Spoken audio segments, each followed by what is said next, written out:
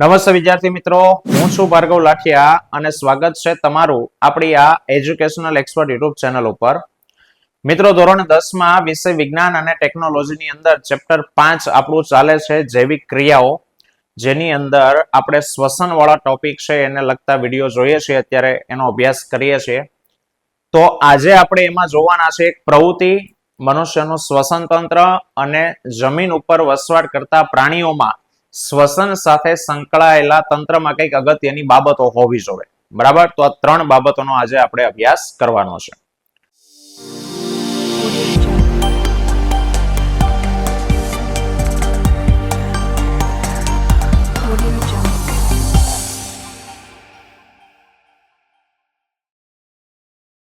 ચલો શરૂઆત કરીએ સૌથી પહેલા પ્રવૃત્તિથી.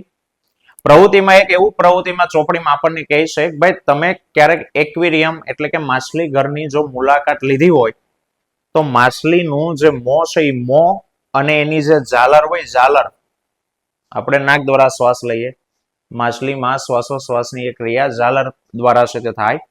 તો માછલીમાં મોં ખોલવાની ક્રિયા અને ઝાલરને ખુલવા અને બંધ થવાની ક્રિયા વચ્ચે કંઈક સમાનતા છે.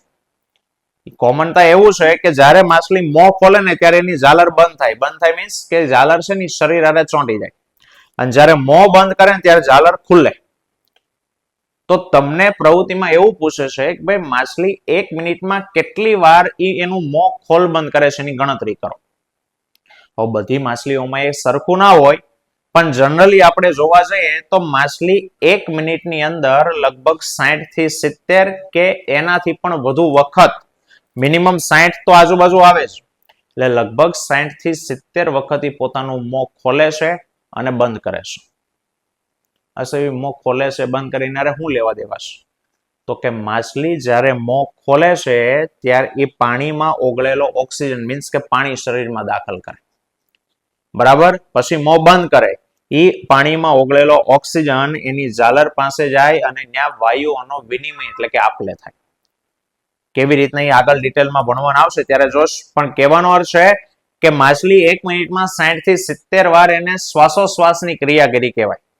એટલે 60 થી 70 એ માછલીનો શ્વસન દર કહેવાય. શ્વસન દર એટલે કે 1 મિનિટમાં થતા શ્વાસોશ્વાસની સંખ્યા. જે અત્યારે કીધું, માછલી 1 મિનિટમાં જેટલી વાર મોં ખોલ બંધ કરે છે એ એનો શ્વસન દર. બધા માટે સેમ ન હોય, જુદો જુદો હોય, પણ સરેરાશ 60 થી 70 કે 80 વખત સુધી માછલી પોતાનું મોં 1 મિનિટમાં ખોલ બંધ કરે છે. જ્યારે આપણી વાત કરીએ, માછલી તો જળચર છે, પાણીમાં વસવાટ કરે છે. આપણે સ્થળચર જમીન ઉપર વસવાટ કરીએ, તો જમીન ઉપર વસવાટ કરતા આપણે આપણો શ્વસન દર અત્યારે નોર્મલ સ્થિતિમાં, તમે શાંતિથી અત્યારે બેઠા છો, બરાબર ને? તો આવી પરિસ્થિતિમાં આપણો શ્વસન દર કેટલો હોય, એટલે કે 1 મિનિટમાં આપણે કેટલી વાર શ્વાસોશ્વાસ કરીએ છીએ? તો મિત્રો, આરામની સ્થિતિમાં હોય, નોર્મલ અવસ્થામાં, સામાન્ય સ્થિતિમાં કોઈ ભારે કાર્ય કરતા નથી, ત્યારે આવા કિસ્સામાં આપણો શ્વસન દર 12 થી 15 જેટલો હોય. મીન્સ કે એટલી વાર આપણે શ્વાસ લેતા હોઈએ અને એટલી વાર ઉચ્છ્વાસ બહાર કાઢતા હોઈએ. હવે માછલી 1 મિનિટની અંદર 60 થી 70 વખત મોં ખોલ બંધ કરે છે અને આપણે ખાલી 12 થી 15 વખત જ. આવું કેમ? તો કે આવું એટલા માટે કે ભાઈ પાણીમાં ઓગળેલા ઓક્સિજનનું પ્રમાણ કેવું છે? ઓછું. અને હવામાં ઓક્સિજન કેવો છે? તો કે વધુ. તો જ્યારે માછલી પાણીમાં મોં ખોલી અને પાણી જ્યારે દાખલ કરે છે ત્યારે એને જે ઓક્સિજન જોઈએ ને એ પૂરતો આવતો નથી, અને એટલે માછલીએ વારંવાર મોં ખોલ બંધ કરવું પડે. એટલે એ 1 મિનિટમાં 60 થી 70 વખત મોં ખોલીને પાણી અંદર લેશે અને ઓક્સિજન મેળવશે. જ્યારે હવામાં ઓક્સિજનનું પ્રમાણ પાણીની તુલનામાં વધારે છે, અને એટલે જ્યારે આપણે શ્વાસ લઈએ ત્યારે એક સાથે ઘણો બધો ઓક્સિજન અંદર આવી જાય, બરાબર. તો આના ઉપરથી એક પ્રશ્ન આવે, 1 માર્ક્સનો છે, હેતુલક્ષીમાં પૂછે કે જળચર પ્રાણીની તુલનામાં, પાણીમાં વસવાટ કરતા પ્રાણીઓની તુલનામાં સ્થળચર એટલે કે જમીન ઉપર વસવાટ કરતા પ્રાણીઓને શું લાભ થાય? ઓક્સિજન મેળવવાની બાબતમાં શું લાભ થાય? તો મિત્રો, એ લાભ એવો કે સ્થળચર પ્રાણીઓના શ્વસન દર કેવા હોય? ઓછા. આપણા શ્વસન દર ઓછા છે અને પાણીમાં વસવાટ કરતા સજીવોના શ્વસન દર કેવા છે? વધુ. એને જાજી વાર શ્વાસ લેવો પડે અને આપણે ઓછી વાર શ્વાસ લેવો પડે, તો એ આપણા માટે લાભ થયો, બરાબર. તો એક આ પ્રવૃત્તિ હતી અને પ્રવૃત્તિ ઉપરથી આ એક નાનો અમથો પ્રશ્ન. ચલો હવે આપણે વાત કરવાના છે મનુષ્યનું શ્વસન તંત્ર.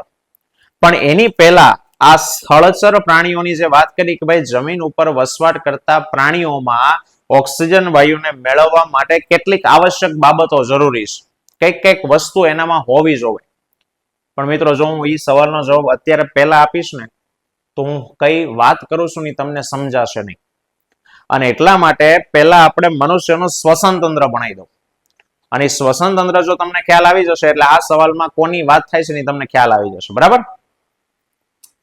ચલો તો 4 માર્ક્સ માટે છે મનુષ્યનું શ્વસન તંત્ર.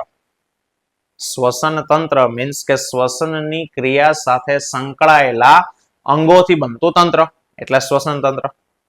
આકૃતિ દોરવાની.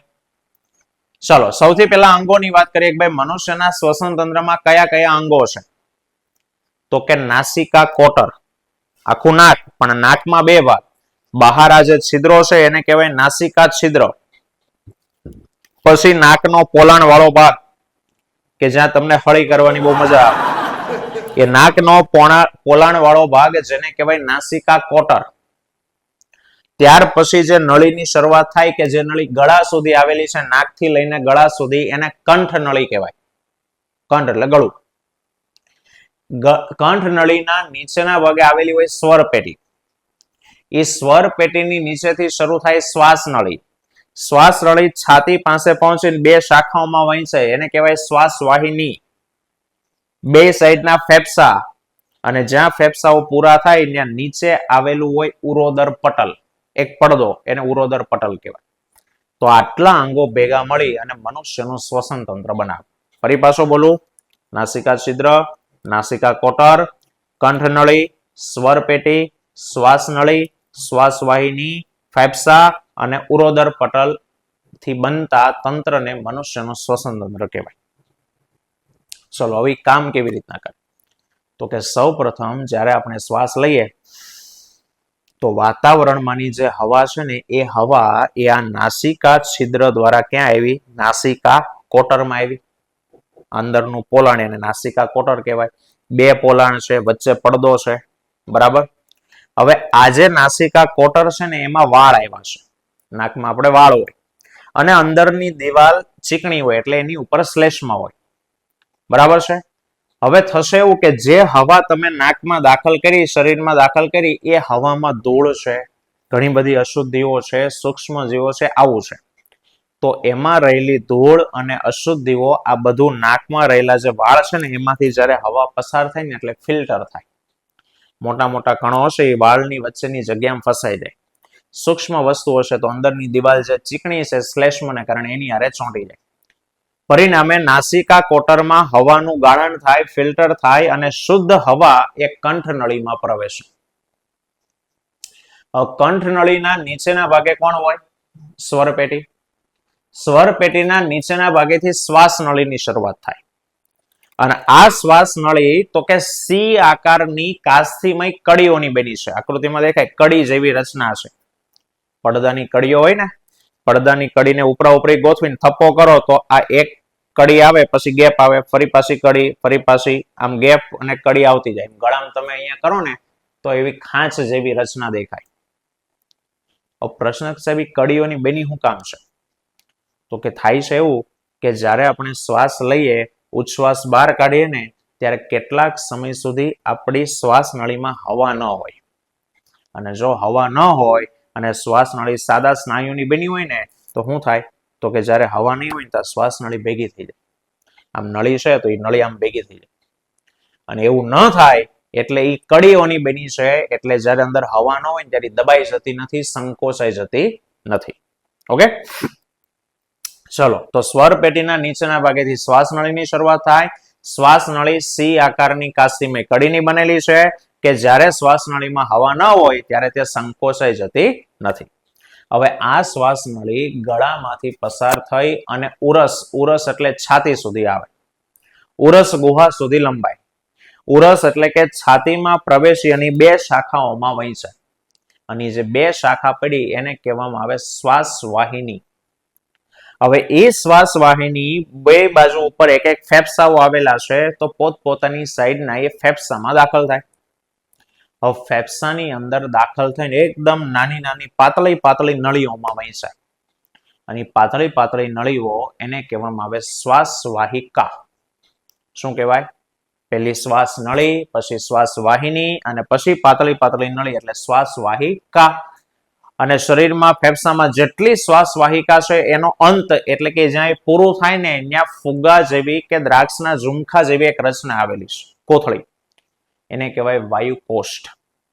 અને એ વાયુકોષની ફરતે રુધિરનું વહન કરતી એક રુધિર વાહિનીઓ આવેલી હોય, રુધિર કેશિકાઓ આવેલી હોય.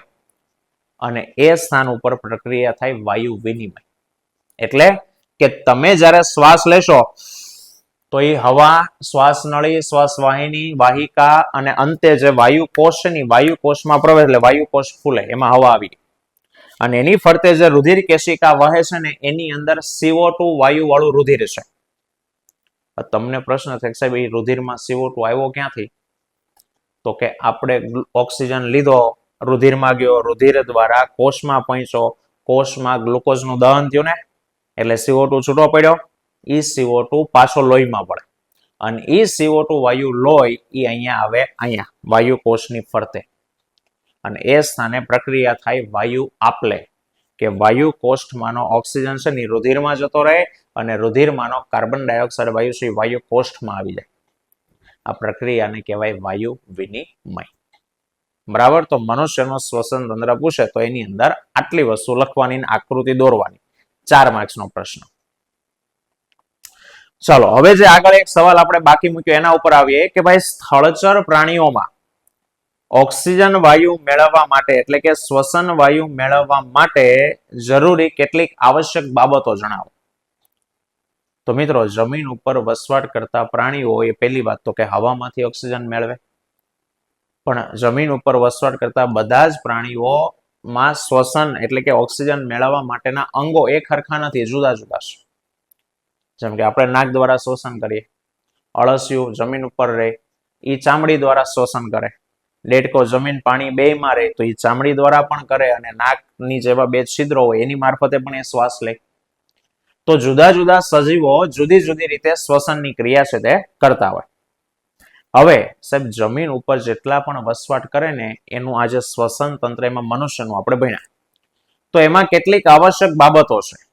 જેમ કે પહેલી બાબત એવું છે કે સાહેબ શ્વસન સાથે સંકળાયેલા અંગોમાં વાત સ્થળચર પ્રાણીની થાય છે કે જમીન ઉપર જેટલા પ્રાણીઓ વસવાટ કરે છે એ બધામાં શ્વસન સાથે સંકળાયેલું જે અંગો છે એમાં એક એવી રચના આવેલી હોવી જોવે કે જેથી મહત્તમ એનું ક્ષેત્રફળ મળે, ખૂબ જાજુ ક્ષેત્રફળ મળે, જેથી આપણું શરીર ઓક્સિજન યુક્ત હવાના સંપર્કમાં વધારે સમય સુધી રહે. તો મિત્રો એ હમણાં જે આપણે શ્વસન તંત્ર ભણ્યા ને એમાં મહત્તમ ક્ષેત્રફળ પ્રાપ્ત થાય ને એ રચના એટલે આપણા વાયુ કોષ્ઠ. જમીન ઉપર વસવાટ કરતા તમામ સજીવો એનો શ્વસન તંત્રમાં વાયુ કોષ્ઠો હોવા જરૂરી છે. કારણ કે બહુ બધા હોય અને એટલે મહત્તમ લાંબા સમય સુધી ઓક્સિજન યુક્ત હવાના સંપર્કમાં રહે. બરાબર? બીજી બાબત કે સાહેબ એ જે વાયુ કોષ્ઠ આપણે કીધા ને ત્યાં વાયુ વિનિમયની પ્રક્રિયા થવાની છે. બરાબર? આપલેની ક્રિયા થવાની છે તો આપલે એટલે ત્યાં કોઈ દરવાજો નથી કે વાયુકોષનો દરવાજો ખોલી અને રુધિરમાં વયો જાય, રુધિર વાહિનીનો દરવાજો ખોલીને વાયુકોષમાં આવી જાય. એને પાર એની દિવાલ કરવાની છે. તો આમાંથી ઓક્સિજન એની દિવાલ પાર કરે, રુધિર કેશિકાની દિવાલ પાર કરે પછી ઓક્સિજન રુધિરમાં જશે. તો એને બે દિવાલ પાર કરવાની. તો સાહેબ એના માટે એની દિવાલ શક્ય એટલી કેવી હોવી જોઈએ? તો કે પાતળી. તો બીજી બાબત કે સાહેબ આ જે રચના કીધી ને એની દિવાલ શક્ય એટલી પાતળી હોવી જોઈએ. હવે જો દિવાલ એની શક્ય એટલી પાતળી હોય તો સ્વાભાવિક છે કે ગમે ત્યારે એ ફાટી જાય, ચીરાઈ જાય. અને એટલે એ ફાટી ન જાય, તૂટી ન જાય, ચીરાઈ ન જાય એટલા માટે એનું રક્ષણ થાય એ જરૂરી છે. અને રક્ષણ થાય ને એટલે એ શરીરમાં એકદમ અંદર આવેલા હોવા જોઈએ. તો બોલો એ વાયુકોષ અંદર છે જ તેને સૌથી પહેલા આપણી આ પાસળીઓની અંદર ફેફસાની અંદર શ્વાસ વાહિકા અને એના છેડા ઉપર ઝુમખા આવ્યા છે. તો શરીરમાં ઊંડે જ આવ્યા કહેવાય. બરાબર? આગળનો મુદ્દો સાહેબ, જોઈ શરીરમાં બહુ અંદર સુધી આવેલા હોય તો ત્યાં સુધી હવાને આવવા જવાનો રસ્તો હોવો જોઈએ, કારણ કે અહીંયા વાયુ વિનિમય થવાનું છે, તો ત્યાં સુધી હવા તો પહોંચવી જોવે. તો એ રસ્તો કોણ? તો કે શ્વાસ નળી, શ્વાસ વાહિની, શ્વાસ વાહિકા, એ રસ્તો. એના મારફતે હવા છે વાયુકોષ સુધી જાય, ત્યાંથી પાછો CO2 બહાર આવે. તો હવાને આવવા જવાનો માર્ગ થયો. બરાબર. અને સાહેબ ઓક્સિજન શોષણ પામે, એટલે કે વાયુકોષમાંનો ઓક્સિજન રુધિરમાં શોષાય અને રુધિરમાંથી CO2 મુક્ત થાય, તે માટેની કોઈ ચોક્કસ ક્રિયાવિધિ થવી જોવે. અને ક્રિયાવિધિ એટલે શું નામ આપ્યું હમણાં આપણે? વાયુ વિનિમય. રેડી? તો સ્થળચર પ્રાણીઓમાં શ્વસન સાથે સંકળાયેલા તંત્રમાં આટલી બાબતો હોવી જોવે. મહત્તમ ક્ષેત્રફળ પ્રાપ્ત થાય એવી રચના હોવી જોવે, એટલે કે વાયુકોષ. એનું રક્ષણ થાય એટલે અંદર આવેલું હોવું જોવે. એની દિવાલ પાતળી હોવી જોવે. શરીરમાં અંદર હોય તો ત્યાં સુધી હવાને આવવા જવાનો માર્ગ હોવો જોવે. અને ઓક્સિજન શોષાય કે CO2 મુક્ત થાય તે માટેની એક ક્રિયાવિધિ થવી જોઈએ. આ બાબતોની જરૂર છે. બરાબર. તો મિત્રો, આ હતો આજનો આપણો ટોપિક. આવતા વિડીયોમાં ફરી પાછા મળીશું. ત્યાં સુધી જય હિન્દ, જય ભારત.